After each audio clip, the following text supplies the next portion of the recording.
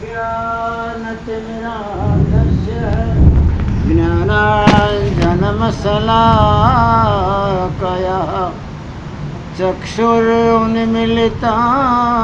येन तस्मै श्रीगुरुवे नमः। नमामि सद्गुरुं देवं शक्तिधीश परात्परं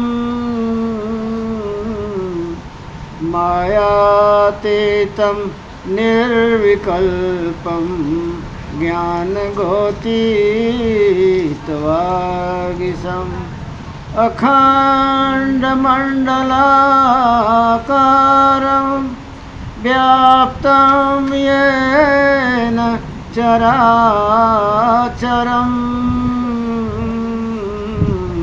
तत्पदं दर्शितं येन तस्मै श्री गुरुवे नमः। तस्मै श्री गुरुवे नमः।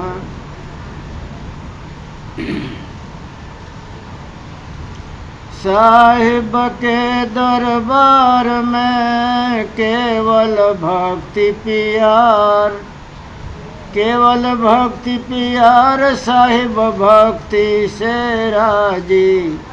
तजे सकल पकवान विदुर घर खाई भाजी। जप तप तीरथ भरत करे बहु तेरा कोई। बिना वसीले संत नाम से भेंट न होई। केतिक करे उपाय भटक सगरों से आवे। संत दुआरे जाय नाम का फल तब पावे। पलटू यह है अंत में आदि से और अंत। नाम सनेही संत है संत सनेही संत। परम वंदनीय सृष्टि संताप हरता पूज्यपाद सदगुरु कबीर साहेब, वंदनीय थावरदास साहेब, संत समाज, भक्त मंडल, साधक वृंद, नीर क्षीर विवेकी हंसजनों, वडील वर्ग, श्रद्धावान मातृशक्ति भाइयों बहनों और बालकों, आज आपने सुना कितने लंबे समय पहले की इनकी प्रतिज्ञा की हुई कि मेरे घर में आरती कराऊंगा, मेरी संतान होगी तब। अब ये इन्होंने स्पष्ट नहीं किया कि दो संतान की एक ही आरती कराएंगे कि दोनों की अलग अलग कराएंगे, बताया नहीं इन्होंने, खाली संतान की बात कर दिया। वो तो ये जाने न इनके संतान जाने, लेकिन इन्होंने अपनी प्रतिज्ञा को निभाया और अपने गुरु महाराज को भी आज नाम याद किया इन्होंने। मैंने पूछा कि आपके कोई गुरु रहे कि नहीं, तो छाती ठोक के बोले रहे थावरदास साहब रहे। पहाड़ों पे चढ़ के आते रहे, चल के आते रहे, रास्ते नहीं थे फिर भी वो टेढ़े मेढ़े होके आते रहे। इसका मतलब ये था कि आप सबका आकर्षण, आप सबका स्नेह, आप सबके प्रेम ने उनको खींचा। प्रेम से बड़ी कोई सांकड़ नहीं है। अगर आपने अपने स्पष्ट प्रेम से, शुद्ध बुद्ध प्रेम से किसी को आह्वान किया है, बांध लिया है, तो दुनिया की लोहे की सांकड़ें टूट सकती है, लेकिन प्रेम की सांकड़ कभी नहीं टूटती। इसका आपको उदाहरण देखना हो तो मीरा ने अपने प्रेम की सांकल बांधी अपने गुरु के साथ, रविदास जी के साथ। राणा जी ने कितना ही उनके ऊपर प्रकोप किया, मारने के प्रयास किए, तलवारों वाले उनके ऊपर पीछे छोड़े गए, जहर के पहले पिलाए गए, सांपों को भी निकाला गया पिटारे में से, लेकिन कुछ नहीं हुआ। क्यों नहीं हुआ? कि मीरा ने उस तरफ ध्यान ही नहीं दिया, जिससे मीरा को कोई मतलब नहीं था। राणा के द्रोह से, विद्रोह से कोई लेना देना नहीं था। वो तो उसका अपना जीवन मात्र गुरु के प्रेम के साथ जोड़ने को ही समझती रही कि मेरे तो आखिरी ज़िंदगी में कोर्स करने का जो समय आया है, मैं तो अपना कोर्स करने आई हूँ। राणा जी को कहा, राणा जी मेरा कोर्स थोड़ा बाकी था। पूर्व जन्म की गोपी कहिए रही कृष्ण की प्यारी, तनिक चूक सो ये गति की नहीं, और फिर प्रभु को मैं प्यारी। थोड़ी मेरी चूक हो गई थी गोपी के जीवन में, थोड़ी को मेरे को अपने देह के ऊपर, देह सौष्ठव के ऊपर में थोड़ा अहंकार आ गया था। बाकी और गोपियों को अपने देह पे अहंकार नहीं था, कृष्ण के ऊपर उनको अहंकार था, उसको गौरव कहते हैं। अपने इष्ट के ऊपर में अगर आपको अहंकार है कि मेरे जैसा कोई इष्ट नहीं, मेरा जैसा कोई साधना संपन्न गुरु नहीं, मेरी जैसी साधना के अंदर में तत्परता दिखाने वाला कोई सिद्धांत नहीं, तो उसको गौरव कहते हैं। तो गौरव था उन सब गोपियों के कृष्ण के ऊपर, देह पे गौरव नहीं था। हमारे संसार में एक नियम ऐसा है, ज़्यादा समय मनुष्य को अपने देह के ऊपर ही अहम रहता है, उसको पालने में, पोसने में, नहलाने में, धुलाने में, और उसको निरोगी रखने के लिए दुनिया भर की दवाओं में, यहाँ दौड़ने में, वहाँ दौड़ने में, इसमें जितना समय बीतता है उतना अपने इष्ट के ऊपर गौरव लेने में समय नहीं बीतता। गोपिकाओं को ये था कि गोपिकाओं को अपने देह के ऊपर में कोई भान नहीं था कि मैं गोपी हूँ कि गोपा हूँ। पुरुष स्त्री का भेद भी वृंदावन में नहीं था, सब कृष्ण के प्यारे थे और कृष्ण सबको प्रिय था, इसलिए कृष्ण के प्रति सबका खूब खूब गौरव था। मीरा कहती मैं एक ऐसी गोपिका रही, थोड़ा गौरव भी रहा और थोड़ा मेरे शरीर के ऊपर में मेरे को अहम भी रहा, उसी कारण में से इतना समय मेरे को निकालना पड़ा। और 4 जन्म मेरे निकल गए लगातार, 4 जन्म में, चौथे जन्म में मेरे परमात्मा मिले। एक जन्म में हरि भक्ति कर, हमने कंठी बंधा ली तो उसको भक्ति मान लिया है, भक्ति नहीं है। भक्ति कर का मतलब, भक्ति मतलब होता है जुड़ना। भक्ति सब युद्ध धातु से बना हुआ है। भक्ति का मतलब जुड़ना, जुड़ जाना, इष्ट के साथ में जुड़ जाना, अपने ध्येय के साथ में जुड़ जाना, अपने सिद्धांत के साथ में, और ऐसा जुड़ जाना कि करूं या मरूं तब तक जुड़ा रहे वो, उसको भक्ति कहते हैं।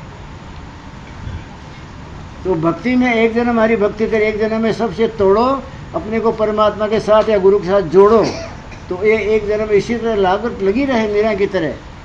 मीरा ने ऐसा झटका मारा कि सारा राजमहल और सारा समाज, सारा सिसोदिया का वंश सब मीरा के विरोध में, लेकिन मीरा ने जो झटका मारा सो मार दिया। फिर जोड़ा नहीं, तोड़ा सो तोड़ा। फिर जोड़ा कहाँ? अपने गुरु जी के साथ। रात को 2 बजे भी चली जाए, जब कभी उसको साधना करते करते अटक आवे तो कहते हैं रात को 2 बजे मीरा चली जाती थी अकेली गुरु के आश्रम में। काफ़ी दूर रहते थे, बाहर, गांव से तो बाहर आश्रम हुआ करते थे पहले, वहाँ मीरा पहुँच जाती थी। राणा जी ध्यान रखते थे कि देखो रात को भी जा रही है, कभी दिन को भी 2 बजे जा रही है, कभी रात को 4 बजे जा रही है। इसने कोई नियम नहीं रखा, इसने रात और दिन का कोई भेद नहीं जाना, इसने भक्ति के मार्ग के मैंने सबका हमारा सत्यानाश कर दिया। राणा तलवार लेके दौड़े, सब सोए पड़े थे, मीरा जा रही है अपने गुरु का स्मरण करते करते। राणा तलवार लेके खुली तलवार से दौड़ा मीरा के पीछे, लेकिन जब तक गुरु का आश्रम आया तब तक मीरा में और राणा में उतना ही गैप रहा। राणा ने विचार किया ये अबला स्त्री धीरे धीरे चलती जा रही है और मैं तो मर्द का बच्चा तलवार लेके दौड़ रहा हूँ, लेकिन गैप क्यों नहीं पूरा होता है?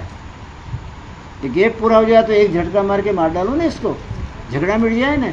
लेकिन राणा के महल में से मीरा निकली तब से लेके रविदास जी महाराज के आश्रम तक पहुंची तब तक उसका राणा का कुछ चलाने गैप उतना का उतना ही रहा। मीरा ने जाके गुरु महाराज की झोपड़ी, उसका दरवाज़ा खटखटाया और गुरु महाराज बाहर आए, शर्म के मारे राणा भग गया।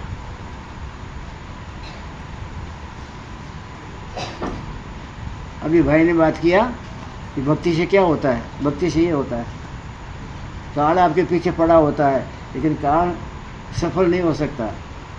काल आपके पीछे पड़ेगा, माया आपके पीछे पड़ेगी। काल, माया और कर्म तीनों मिलके जीव को मसोस देना चाहते हैं, निचोड़ देना चाहते हैं, लेकिन आज तो कोई कर नहीं सका। न कोई सबरी का कर सका, न कोई मीरा का कर सका, न कोई सहजबाई का कर सका, न कोई दयाबाई का कर सका। किसी का कोई कुछ नहीं कर सकता कि जिसके जगत के साथ में उसने तोड़ा है और जगत के जगदीश के साथ में जोड़ा है, जिसके साथ जोड़ा है वो उसके ऊपर में हरदम आच्छादित रहता है। आपने जिसके साथ जोड़ दिया, अगर वो दुनिया का संसारी प्राणी है, उसमें तो ताकत नहीं कि आपके ऊपर छत्र बन के और वो आपके जीवन भर में रक्षा करे। लेकिन जगत का जगदीश्वर वो न्यायकारी मालिक जो जगत में न्याय करने बैठा हुआ है, उसके साथ आपने अपने आप को जोड़ा है, तो वो हरदम आपके ऊपर छत्र बन के घुमा करता है, छत्र बन के घुमा करता है। मैंने भागवत में सुना है कि विदुर जी जब तीर्थ यात्रा करने गए, जेठ का महीना था,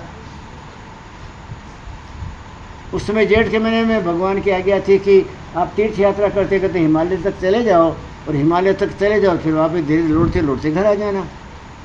तो वो बोले कि मैं 2 रात के रुक जाऊंगा तो हिमालय कब पहुंचूंगा। 4 रात बीच में रुक गया कि बरसात आ रही है, ठंडी पड़ रही है, हवा तूफान आ रहे हैं। भगवान ने तो कहा कहीं रुकना मत, और 6 महीने के अंदर में आप हिमालय तक जाके वापस आ जाना। तो धूप में चलते थे, तो कितने लोग देखते थे कि विदुर जी धूप में जहाँ चल रहे हैं उनके ऊपर एक बदल चल रहा है, बदल जैसे छतरी चलती हो, और जहाँ जहाँ वो चलते हैं तो बदल चलता जा रहा है। विदुर जी थक जाते हैं, चलते चलते बैठ जाते हैं तो बदल भी रुक जाता है। जिसने अपनी जिंदगी के अंदर में नाशवान से तोड़ा है और अविनाश के साथ में जोड़ा है, अविनाशी का इतना पावर है कि सारे संसार की रचना उसकी की हुई है, ब्रह्मांडों का धनी है वो। पलक बंद करते ही सारी सृष्टि की रचना भ्रष्ट हो जाती है, और पलक खोलते ही सृजन हो जाता है। जिसके पलक के मूंदने में और खोलने में सृजन विसर्जन का बहुत बड़ा विशाल काम हो जाता है, वो परमात्मा उसके ऊपर में मेहमान रहता है, और उसके ऊपर में छत्र बन के विदुर जी 6 महीने तक गए, तो उनको तड़का धूप आपके कोई कुछ नहीं लगा, और पहुंच गए, वापस आए। लोगों ने देखा क्या बात है, आदमी कुछ क्रिया जानता है क्या। लोगों ने पूछा विदुर जी हमको भी सिखा दो भाई, हम भी तो खेती वाले दिन भर धूप में हैरान परेशान रहते हैं, पसीना पसीना हो जाता, खून बह जाता पसीना बन के, आप क्रिया सिखा दीजिए। विदुर जी ने कहा क्या क्रिया भाई, तो कहा आपके ऊपर ये छत्र बन के जो बदल घूम रहे हैं वो हमको सिखा दीजिए ना। विदुर जी का बदल घूमता कोई, मुझे तो नहीं मालूम, मैं तो मेरे परमात्मा के नाम के स्मरण में, मेरे परमात्मा के रस के घूंट के पीने के बाद की मस्ती में इतना मस्त रहता हूँ कि मुझे पता नहीं कि मेरे ऊपर कौन है, मेरे नीचे कौन है। ऐसा जो भक्त होता है, जो उनके मन उन्मिलित हो जाता है, ऐसा जो भक्त हो जाए तो अपने आप को परमात्मा के रस में कूद देता है, और कूदने के बाद में एक मेक हो जाता है, तो उसकी चिंता उस मालिक को होती है। और उसी को कहा गया है गीता में, योगक्षेमम महाम्यहम। अर्जुन, कोई मेरे ऊपर अपने आप को डाल देता है ना, तो उसकी ज़िंदगी में जो जो वस्तु चाहिए सब मैं उसको मिला देता हूँ। वो तो दौड़ा है ज़िंदगी भर, कुछ नहीं मिला, लेकिन जब उसने अपने आप को मेरे ऊपर डाल दिया कि मेरा परमात्मा जो करे सो होगा, तो मैं संसार की सब आवश्यकताएँ, सब वस्तुएँ उसको प्राप्त करा देता हूँ, और योगक्षेम उसकी रक्षा करता हूँ। मैं जिसको दिला देता हूँ उसको कोई छीन न ले, उसके ऊपर कोई प्रहार न कर दे, उसको कोई दुख तकलीफ न डालते, तो मैं उसकी रक्षा करता रहता हूँ। जिस तरह माँ बच्चे की रक्षा करती है, बच्चे को खबर नहीं होता है। विदुर जी ने कहा, हे संसारी प्राणियों, हे भगत लोगों, मैं तो मेरे परमात्मा की स्मृति में लीन रहता हूँ। अपन ने एक दिन चर्चा की थी, अगर आप ये कला सीख लें कि दूसरी तब की लीनता खत्म हो जाए, लीनता तो कभी न कभी मरेगी नहीं, उधर लीनता न लगाएंगे तो संसार में लग जाएगी, पत्नी में लगेगी, पुत्रों में लगेगी, कुटुंब में, परिवार में लग जाएगी। मेरी लड़की क्या कर रही है, मेरा लड़का क्या करता है, ये ठीक नहीं हुआ, वो ठीक नहीं हुआ, ये परमात्मा ने अच्छा नहीं किया, वो बुरा कर दिया। इस तरह की उपाधि करके अपने परमात्मा के द्वारा दी गई लीनता नाम की जो सांकड़ है उसको जगत में तोड़ के बिखेर देंगे। और अगर परमात्मा के साथ लगा दिया लीनता वाली बात को, तो परमात्मा आप में लीन हो जाता है। नियम है ऐसा, आप परमात्मा में लीन हो गए तो परमात्मा आप में लीन हो जाता है। आप जिसके लिए मर रहे हो तो आपके लिए मरेगा ना। अपन ने एक दिन एक साखी की चर्चा किया था, एक दिन कबीर साहब की साखी। मैं सुमिरन चूका नहीं, कबीर साहब ने कहा, संसारियों मैंने कभी सुमिरन नहीं छोड़ा, मैं चूका ही नहीं। मैं सुमिरन चूका नहीं, टूटी ना ही डोर। और मेरी 2 डोर लगी हुई है ना मालिक के साथ, वो टूटी नहीं कभी। दिन को नहीं टूटी, रात को नहीं टूटी, दोपहर को नहीं, शाम को नहीं, मैंने डोर जोड़ी वो जोड़ी। भक्ति का सबसे बड़ा लक्षण है, अपने आप को अपने इष्ट देव के साथ में जोड़ दीजिए, फिर तोड़ना मत सीखिए। मैंने संसार के साथ अपने आप को नहीं जोड़ा। हे भक्तों, मैंने अपने आप को परमात्मा के साथ जोड़ा और ऐसा जोड़ दिया कि उसके बाद में वो डोर तोड़ी ही नहीं। मैंने सुमरण में चूका ही नहीं, मैं सुमरण चूका नहीं, टूटी ना ही डोर। अब कबीर ऐसा भया साहिब हो गया मोर। अब तो ऐसा हो गया कि परमात्मा मेरा ही हो गया, मैं जब उसका हो गया। मैंने सुमरण छोड़ा नहीं कभी, डोर तोड़ी नहीं मैंने कभी। तो उसने भी सुमरण मेरा करते करते कभी अपने आप को अलग नहीं किया, और उसने डोर जोड़ ली तो वो डोर उसने नहीं तोड़ी। ये विदुर जी का हाल था। विदुर जी कहते मुझे पता नहीं मेरे ऊपर कोई बदल घूम रहा है। अरे यार, मैं धरती पे चलता हूँ तो धरती के अंदर धूल जेठ के महीने में तप रही है, मुझे मालूम नहीं है। उस परमात्मा का स्मरण करते करते उसकी कृपा के अंदर में एक अगर आपके ऊपर में कृपा बूंद गिर जाए तो इतनी मीठी होती है वो। एक कृपा बूंद गिरते ही आपके जीवन में परिवर्तन आ जाता। फिर इधर की दुनिया की कोई वस्तु आपको हैरान परेशान नहीं करती, माया के गुण उसके ऊपर प्रभाव नहीं करते। उनको पता ही नहीं। परमात्मा के रस में लीन होकर घूमते थे। मुझे नहीं पता कि धरती गर्म है और रेत उबल रही है, पेड़ जल जाएंगे। मैं तो मेरे परमात्मा के नाम के रस में लीन बन के जाता रहता हूँ। रात दिन का ही खबर नहीं मुझे। इतनी डोर जोड़ी, और इसका फल ये हुआ जब शरीर छोड़ने का हुआ कृष्ण भगवान को। उस समय में उद्धव पास में थे और तो कोई था नहीं। कृष्ण भगवान ने कहा, उद्धव और तो सब काम पूरा हो गया भाई, मेरे मन में एक बात रह गई। क्या रह गई महाराज? बोले अभी विदुर अगर यहाँ होता मेरे पास, मेरा विदुर, पूरी भागवत के अंदर मेरा किसी ने कहते नहीं सुना भगवान को। भगवान ने किसी को मेरा नहीं कहा कि राधा मेरी कि रुक्मणी मेरी, नंद बाबा मेरे कि यशोदा मेरी, ऐसा नहीं कहा। एक जगह बस जाते जाते शरीर छोड़ते छोड़ते मेरा विदुर यहाँ होता ना उद्धव, तो मैं उससे दो बात करता। उसको दो बात कहने की थी मुझे। उद्धव जी के आंख में आंसू आ गए। मैं जिंदगी भर इनके साथ में रहा, और ज़िंदगी भर साथ में खाया, साथ बैठा, साथ साथ सो जाते थे हम। तन से इकट्ठे रहे, एक मन से विदुर जैसा इकट्ठा रहा परमात्मा के साथ। ऐसा उद्धव जी नहीं रह पाया। पता लगा उद्धव जी का, बाप जी मेरे में कमी रह गई। नहीं कहा, हाँ भाई कमी तो रह गई। विदुर तो मेरे मय हो गया है, वो मुझे ही पीता है। आप हम सब संसार को पीते हैं, मामी को पीते हैं, मतलब उसकी स्मृति में, उसकी मोह की ममता की डोर में फंसे हुए हैं ना। आप मामी को पिएंगे, मासी को पिएंगे, पत्नी को पिएंगे, पुत्र को पिएंगे, माने उनको अपने अंदर उतार लेंगे, अंग अंग में उतार लेंगे। विदुर ने किसी को नहीं पिया, कृष्ण को पिया। तो कृष्ण ने याद किया, मेरा विदुर जो होता ना, तो मैं दो बात कहने की इच्छा थी मेरे उसको। बाकी तो कोई कहूँ ऐसा अंतिम समय के क्षण के मेरे शब्द किसी को ऐसा कोई है नहीं, और दे छोड़ दिया। उद्धव जी को लगा रहे मैं ज़िंदगी भर साथ रहा, पत्थर लेके माथा फोड़ा उद्धव ने। ज़िंदगी भर साथ रहा और विदुर कहीं पड़ा रहता था। तो कहते मेरा विदुर जो होता है ना, तो उद्धव में दो बात करना चाहता था उसको, लेकिन क्या करूँ, उद्धव नहीं है विदुर मेरा। और आँख में दो आंसू पाड़े और गिरा के मर गए। ऐसी घटना कहीं नहीं देखने की मिलेगी। विदुर ऐसा व्यक्तित्व था जिस विदुर के प्रभाव से जहाँ धरती पे चलता था तो कहते धरती सवा हाथ ऊंची हो जाती थी कि एक सपूत मेरे पे चल रहा है। धरती के ऊपर कोई सपूत चलता है ना, तो कहते हैं धरती सवा हाथ ऊंची हो जाती है कि आज सपूत मेरा चल रहा है। धरती की छाती फूल जाती है। और जो दुष्ट दुराचारी अपने जैसे संसारी प्रपंचिक जीवन जीने वाले अपन चलते हैं धरती माता पे, तो भागवत कहती है कि धरती माता की छाती में जैसे माँ के ऊपर बच्चा लात मारे, ऐसा धरती माता की छाती में लात का घाव लगता है और धरती माता उफ करके डोल जाती है। भक्त जब चलता है तो विदुर जी कहते चलते थे जहाँ जहाँ धरती माता का सीना फूल जाता था कि आज मेरा सुपुत्र मेरे ऊपर चल रहा है, जिसने जगत के अंदर में कहीं कलंक नहीं लगाया जीवन में, जहाँ संसार की कालिखमा उसको छू नहीं पाई, जहाँ जगत की चटनी चाटी नहीं उसने, परमात्मा के रस में लीन रहा। और परमात्मा के रस में लीन ऐसा रहा कि उसको दिन रात की खबर नहीं थी। मेरा को भी नहीं पता रहता था दिन कहाँ है रात कहाँ है, मेरा नहीं जानते थे। मेरा है कि अपने गुरु के दिए हुए शब्द के भेद को जानते थे, उसी शब्द के भेद को पिया करते थे, मीठा लगता था। मेरा कहते इससे मीठा मुझे कुछ नहीं लग रहा जो मैंने पिया है।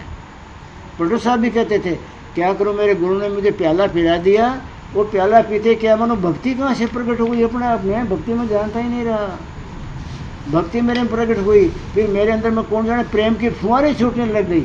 मैं नहीं जानता रहा कि प्रेम अलग है, भक्ति अलग है। प्रेम प्रकट करो तो परमात्मा प्रेम के आकर्षण में बनता है सांकड़ से, मुझे नहीं पता। खाली गुरु महाराज के द्वारा दिए गए प्रेम के प्याले को पी लिया कि मेरे अंदर भक्ति की लहरें होने लगी, उधर प्रेम की छोड़ उठने लगी, फुहारें छूटने लगी। ज्ञान वैराग मेरी अगरबत्ती करके सेवा करने लग गए। पलटू साहब कहते हैं ज्ञान वैराग मेरे को चारों तरफ घूम घूम के प्रदक्षिणा करते थे। भक्तों मैं क्या बताऊं, गुरु नाम का जो प्याला किसी ने पी लिया, उसकी ज़िंदगी में जो खुमारी चढ़ी, उस खुमारी को ब्रह्मा का बाप नहीं उतार पाया।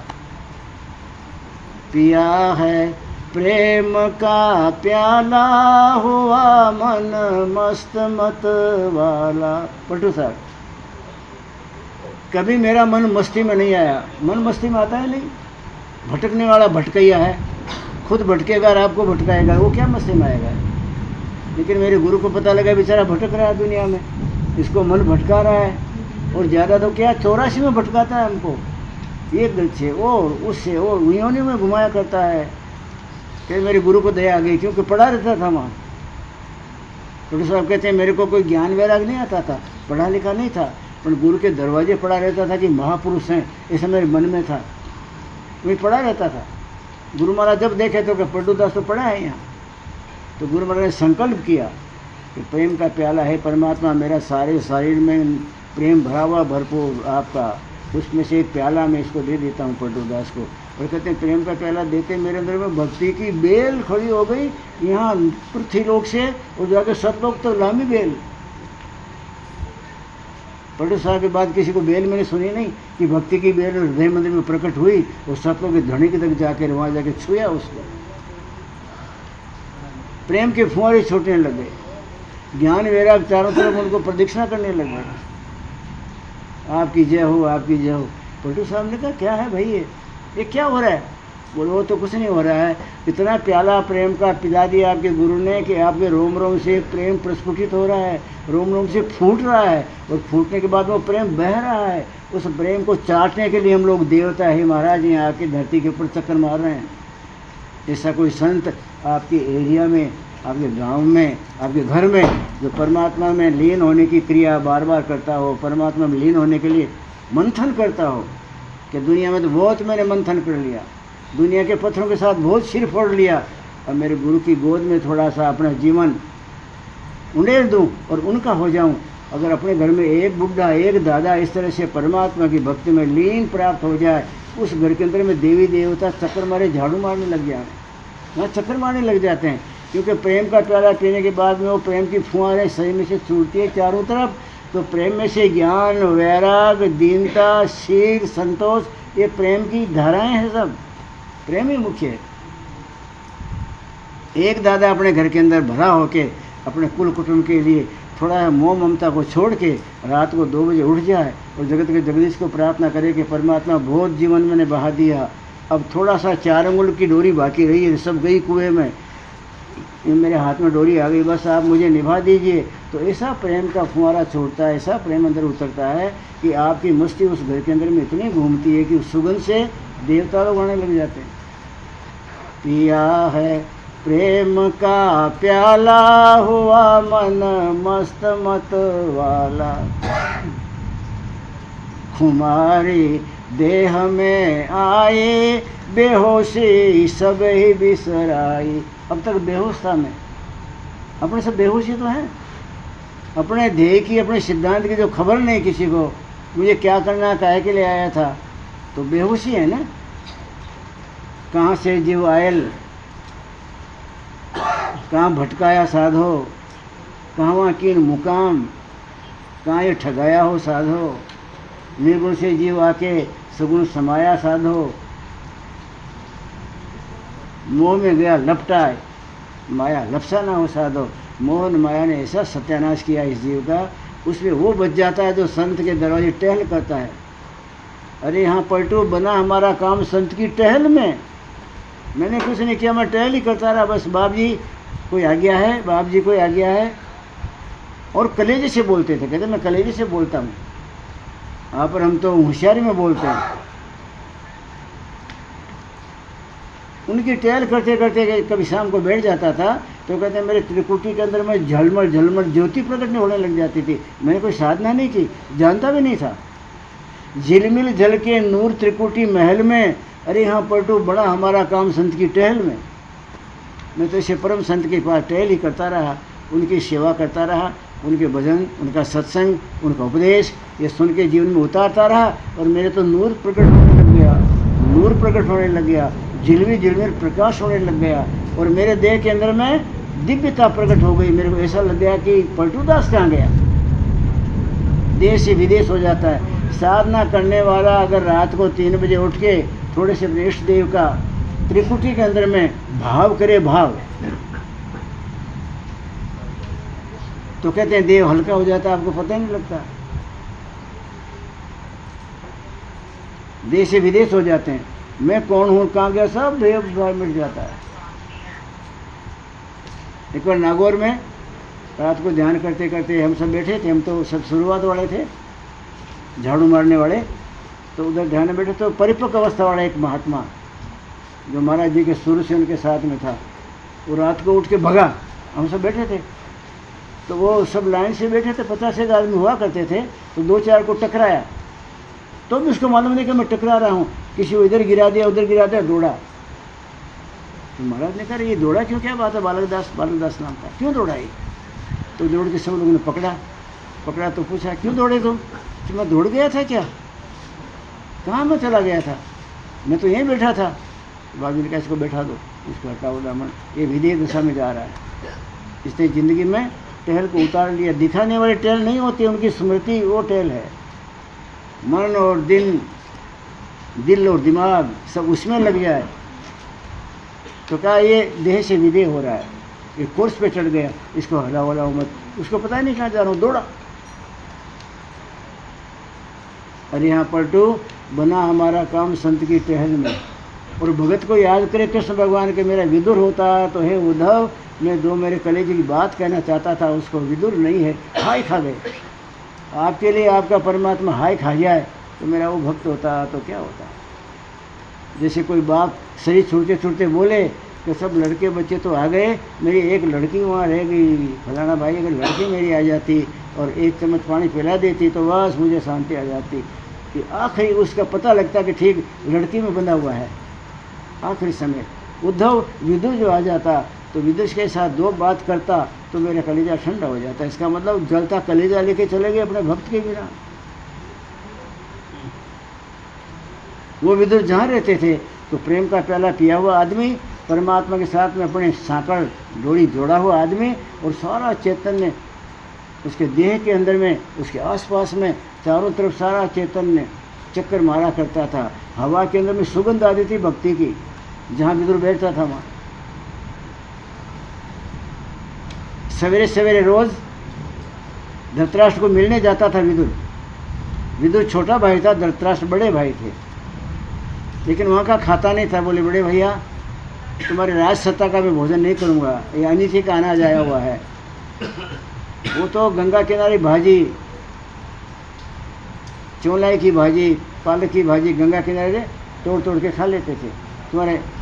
तुम मेरे बड़े भाई हो, तुम मिलने आता हूँ। तो आके 2 मिनट बैठते थे ना, इतने में सारे महल में उनका वैराग, उनका त्याग, उनकी भक्ति, उनका प्रेम चारों तो फैल जाता था।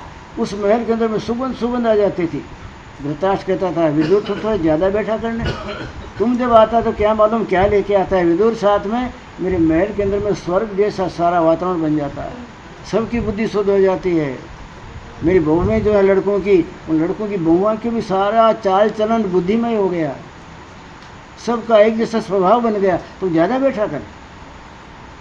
अगर कोई संत आपके घर में आवे और परमात्मा की स्मृति लेके आवे तो, मैं लाल शंकर भाई को मिलने जा रहा हूँ, लाल शंकर भाई को मिलने जा रहा हूँ, ऐसे में खाड़िया से वृत्ति रखते रखते यहाँ आऊँगा तो यहाँ पत्थर मिलेंगे, कुछ नहीं मिलेगा। मैं परमात्मा से प्रार्थना करता करता परमात्मा के द्वारा अपने जीवन को शुद्ध बुद्ध बनाता उनकी लीनता में, मस्ती में आनंद लेता अगर ये आता हूँ तो उसके घर में स्वर्ग का निर्माण होता है। अगर नहीं होता है तो फिर भक्ति और ज्ञान वैराग धूल है ना, थूकने जैसा है। फिर उसके साथ अपने आप को जोड़ दीजिए, और जोड़ने के बाद अगर उसकी तरंग आप में नहीं उतरे तो इसके बाद तो फिर भक्ति ज्ञान वैराग धूल है। ये ठगोरी बातें हैं ना। जैसे इन्होंने बात किया थावरदास साहब की, तो वो महापुरुष राते को परमात्मा का भजन करके, भजन करते करते अपने में परमात्मा को लीन करके, और फिर इन सब के भले के लिए, इनकी ज्ञान बुद्धि को चेतनता देने के लिए आया करता ना, इसीलिए आया करता था। विदुर जी को कहते आप बैठो, ज़्यादा बैठा करो। विदुर कहता नहीं नहीं बड़े भैया, मेरे यहाँ भी साधु संत कोई आते हैं कुटिया के ऊपर, विदुर भक्त कहाँ गया, तो मुझे भाजी चूंट के लानी पड़ती है, इसके लिए मुझे टाइम दे दीजिए। चले जाते थे, पर उस महल में आनंद हो जाता था। कृष्ण भगवान ने कितने ही बार वहाँ प्रयाण किया, राजमहल में आए, धृतराष्ट्र को समझाया, दादा मैं आपकी कदर करता हूँ, आपके लड़के बच्चे नहीं मान रहे हैं। 5 पांडव बेचारे खाली अपना जीवन जीने के लिए थोड़ी सी ज़मीन चाहते हैं, उनको राज नहीं चाहिए। राज तो तेरे लड़के ने सब झटका मार के ले लिया, अपने कब्जे कर लिया, राज तो उनका है, पर फिर भी हम नहीं चाहते। उनको जीवन जीने के लिए कुछ आप थोड़ी सी ज़मीन दे दीजिए। धृतराष्ट्र बोलता, कृष्ण मैं क्या करूं, लड़के बच्चे अपने मनमाने हो गए, मेरी बात को कोई नहीं मान रहा है, मैं तो कहते कि हार गया। बच्चों पे मोह था ना। धृतराष्ट्र अपने आप को बचाने लग गया। दुर्योधन बोलता, कृष्ण तुमको क्या मालूम, तुमने गायें चराई है ना, तुम राजनीति में नहीं समझते, ये हमारी राजनीति की बातें हैं, तुम ये बातें लेके मत आया करो। उसने कहा क्या करूं, मेरी बुआ के लड़के इसलिए मेरे को आना पड़ता है, मुझे तुम्हारा राज नहीं चाहिए, लेकिन 5 पांडव मेरी बुआ के लड़के हैं, इसलिए मैं बुआ के लड़कों के पक्ष में आपको कहने को आ रहा हूँ। अंत में वो भी तो क्षत्रिय है ना, लड़ाई लड़ेंगे तो। कृष्ण भगवान 18 वक्त गए। वेदव्यासी के पास में गया दुर्योधन, ये कृष्ण हमारे पास बार बार आता है वेदव्यासी, और आने के बाद में हमको बार बार फुसलाता है कि राज दे दो, राज दे दो, राज दे दो। हम इस बात को नहीं मानते, लगता है कि लड़ाई होगी, तो लड़ाई में जीत होगी कि हमारी हार होगी, क्या होगी। दुर्योधन धृतराष्ट्र का लड़का पूछने के लिए गया वेदव्यासी को। वेदव्यासी ने कहा देखो भाई नियम ऐसा है, गुरु के पास जाओ तो कुछ रखना चाहिए। मैं रखने के लिए बात नहीं कर रहा हूँ, मैं तो भागवत की बात कर रहा हूँ। गुरु के पास जाए तो खाली हाथ मत जाइए, लड़के के घर जाओ तो खाली हाथ मत जाइए, लड़की जहाँ भी दी हुई है उसको मिलने जाते हो खाली हाथ मत जाइए। पढ़ना महाभारत, गुरु को मिलने जाते हो तो खाली हाथ मत जाइए, लड़की के यहाँ जाते हो तो खाली हाथ मत जाइए, और राजा को मिलने जाते हो तो राजा के पास भी खाली हाथ जाते हो, उसका अपमान है। और कुछ नहीं तो गुलाब के फूल पास ले जाइए। आपके पास कुछ नहीं है और गुरु को मिलने जाते हो तो दांतुन ले जाइए ना, रास्ते में चलते चलते कहीं नीम की टहनी आएगी, बबूल की टहनी आएगी, वो काट के और दांतुन ले जाइए, गुरु जी को धर दीजिए। वो सवेरे उठेंगे 4 बजे आपका दांतुन करेंगे, और कोई वस्तु 4 बजे नहीं मुँह में जाएगी, आपका दांतुन उनके मुँह में जाएगा और आपकी आगे आएगी। करे देखो चलते चलते मेरे लिए दांतुन ले आया, वो सबसे पहले उसका प्रयोग करेंगे गुरु। तुमने तो कुछ, मेरे को इतना बड़ा राजा है तुम दुर्योधन, लेकिन मेरे पास तो आया गुरु मान के और खाली हाथ आया तो खाली हाथ ही जाएगा। क्रोध आ गया दुर्योधन को। हीरों का हार था गले में, उसने हार को पकड़ के झटका मार के गिराया उनके सामने, लो ये ले लो, जितना चाहिए उतना ले लो। मेरे को भिखारी मानते हैं आप, मेरा अपमान कर दिया सबके सामने। सारा आपका शिष्य समाज बैठा है और आपने कह दिया गुरु के पास खाली हाथ आए तो खाली हाथ जाओगे, झटका मार के हीरों का हाथ दे दिया। बिखर गए चारों तरफ, उनके आसपास जितने वो हीरे बिखरे थे वेदव्यासी ने उठा लिए और गिने तो 18 थे। 18 हीरे उनके हाथ में आए, बाकी चारों तो बिखर गए। दुर्योधन 18 दिन जियोगे बस, पूरा हार मुझे ऐसा कैसा अखंड दे देते तो ज़िंदगी खंडित नहीं होती कभी भी। मेरे पास भजन है, लेकिन तुमने मेरा अपमान किया, तुमने झटका मार के और मेरी तरफ फेंक दिए। ले लो, तुमको ये चाहिए ना कि खाली आता है हो, लाए ले लेता हूँ। और गिना तो 18 थे। 18 दिन जियोगे, 18 दिन चला, महाभारत के लड़ाई से बस साफ हो गया। भजनानंदी महापुरुष के पास जाइए तो उसके इज्जत के, आबरू के टुकड़े न हो, उसकी इज्जत की, श्रद्धा की खूब खूब महिमा करते करते जाइए। आपको लेना है ना, 18 दिन तुम जिए गजा। कृष्ण भगवान आखिर में चैलेंज कर दिए कि धृतराष्ट्र जी आप मान रहे हैं, नहीं मानते तो जब लड़ाई ही होगी। कृष्ण भगवान जब जब आया तब तब संकल्प करे कि इस महल का सत्यानाश हो जाए। महल में कुछ नहीं, आनंद आनंद हो रहा है, रानियां मजा कर रही हैं, धृतराष्ट्र मजा कर रहा है। जब भी 18 बार कृष्ण भगवान भी आए समझाने को, जब जब आए तो संकल्प करे, वो तो परब्रह्म परमात्मा के अवतार थे, इस महल का सत्यानाश हो जाए, लड़कों की बुद्धि भ्रष्ट हो जाए, लड़ाई का युद्ध का शुरुआत करे तो पांडव जीत जाए। लेकिन कुछ नहीं हुआ महल का। रात को ध्यान किया, ध्यान में पता लगा कि इस महल का सत्यानाश नहीं हो सकता। इस महल में सवेरे रात भर भजन किया हुआ विदुर आता है 2 घंटे के लिए, और विदुर जब 2 घंटे के लिए राजमहल में आता है अपने मोटे भाई को मिलने, तो उनके देह में से ज्ञान, वैराग, शील, संतोष, परमात्मा की शक्ति, परमात्मा का प्रेम का पावर सब बिखर रहा है। तो इसे संत की दया से बिखरता है तो वहाँ अमंगल नहीं होगा। कृष्ण ने कहा ठीक, ये विदुर भजन करता है, भजन के प्रताप से 2 घंटे आके बैठता है भाई के पास, उससे सारा वातावरण शुद्ध बन जाता है। विदुर रहेगा तब तक मेरे बाप से भी नहीं होगा कि सत्यानाश हो जाए। नहीं तो मैं सृष्टि बनाता हूँ तो चुटकी बजाता हूँ तो सृष्टि का लय हो जाता है, और फूंक मारता हूँ तो सृष्टि वापस सृजित हो जाती है। और मैं संकल्प नहीं करता हूँ तो भी मेरा कुछ नहीं हो रहा। सीधे वहाँ से विदुर के घर गए, जाके चरणों में पड़ गए, काका एक काम से आया हूँ। क्या काम से आए? आप मुझे काका कहते हो, जगत के पिता में हो आप तो। गीता बोले हैं पितामह से जगताम, अर्जुन मैं सारी जगत का बाप हूँ। पितामह से जगताम, धाता माता पितामह, सारी जगत का बाप हूँ, बाप का बाप दादा भी हूँ, परदादा भी हूँ, और सारी जगत की सृष्टि करने वाला धाता माता मातृशक्ति वाली शक्ति मैं हूँ। ये आपका जो पावर है, आप कहते हो काका मुझे, कि काका मुझे काम है। तुम रहोगे तब तक यहाँ इस महल का सत्यानाश नहीं हो सकता। तुम रहते तो तुम्हारी भक्ति, तुम्हारा ज्ञान, तुम्हारा वैराग बरसता रहता है, और यहाँ आनंद आनंद रहता है। मेरी शक्ति कुछ नहीं काम कर रही। तुम मेहरबानी करके तीर्थ यात्रा करने चले जाओ, 6 महीने बाद आना। विदुर जी ने मान लिया कि परमात्मा कहता हो ठीक कह रहा है। वो तीर्थ यात्रा करने चले गए, महल में आना जाना बंद हो गया। वो ज्ञान वैराग की वर्षा होती थी, प्रेम की फुहारें छूटती थी, वो खत्म हो गई। और 18 दिन में कृष्ण भगवान ने सब साफ कर दिया।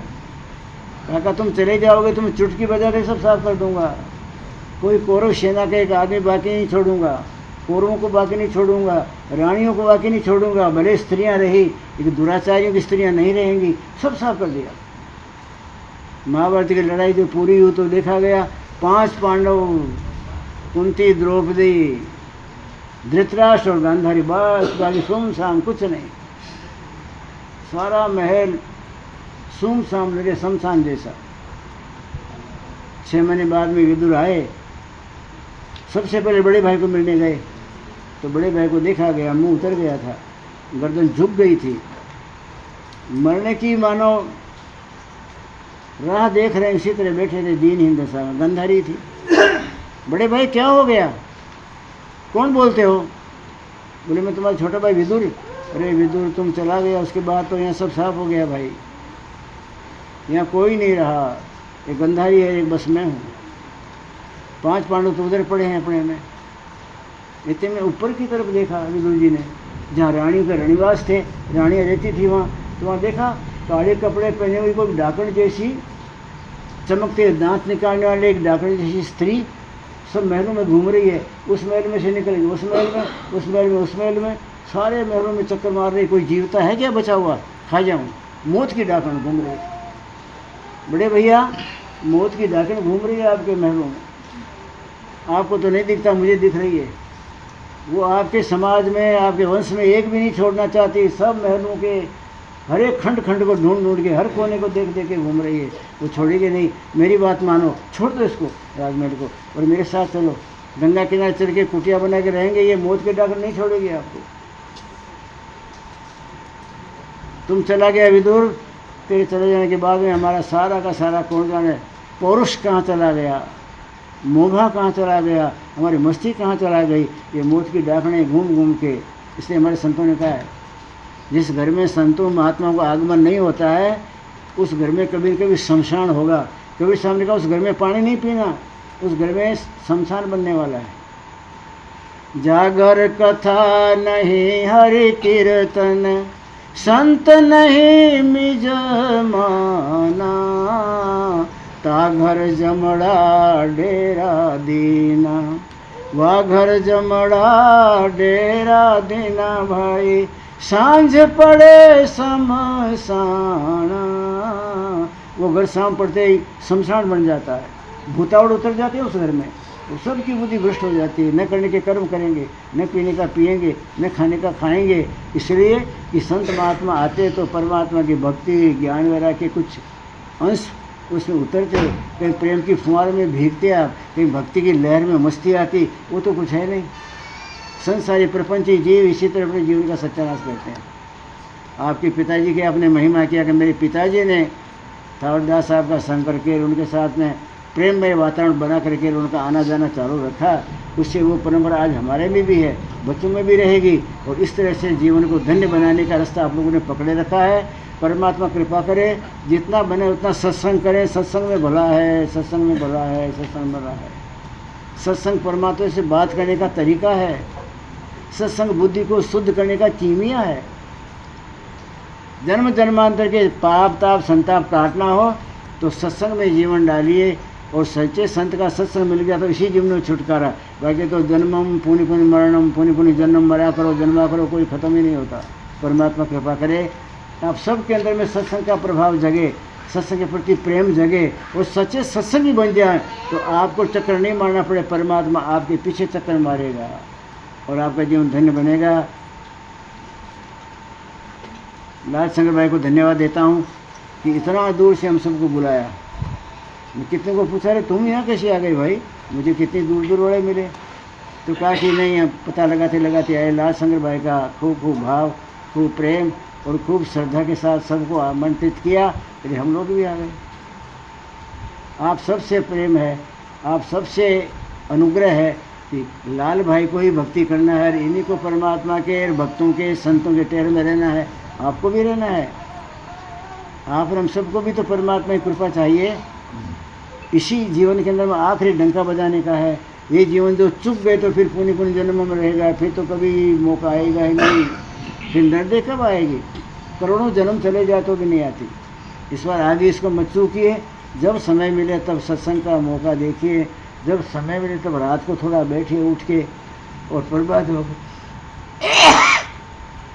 प्रार्थना कीजिए कि परमात्मा में भूला भटका हूँ, इसी जीवन के अंदर में आपकी टहल चाहिए मुझे, तो परमात्मा कोई संत के साथ आपका भटकाव कर देगा, टकरा देगा, और जीवन में इसी ज़िंदगी के अंदर में परमात्मा की टहल करने का अवसर मौका विधि मिले और जीवन धन्य बन जाए। ऐसे भाव के साथ विराम बोले सतगुरुदेव महाराज की।